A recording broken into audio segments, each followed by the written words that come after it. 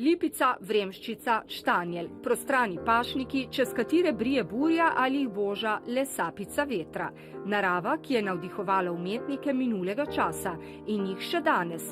Tudi avtorje filma, ki želijo gledalca popeljati v svet skladnosti, harmonije. Sem poskušala vizualizirati, da je ritem nekako počasen, ne samo to, da ti vidiš film in dobivaš neke informacije, ampak da istočasno imaš prostor poslušati svoje misli. In se za hip ustaviti. Začutimo mir, malo razmislimo, malo se spomnimo, kaj so tiste vrednote, ki so pomembne dan današnji in kako pomembno je v bistvu na ta način živeti. Pripadnost domovini, denimo, spoštovanje dosežkov preteklosti, ki naj navdihuje boljšo prihodnost.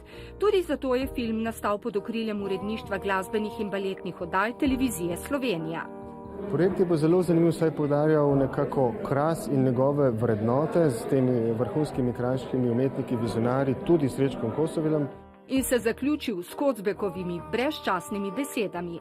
Povsod je tišina, le jaz bežim in svojim ognjem pekočim ne morem tišine doseči.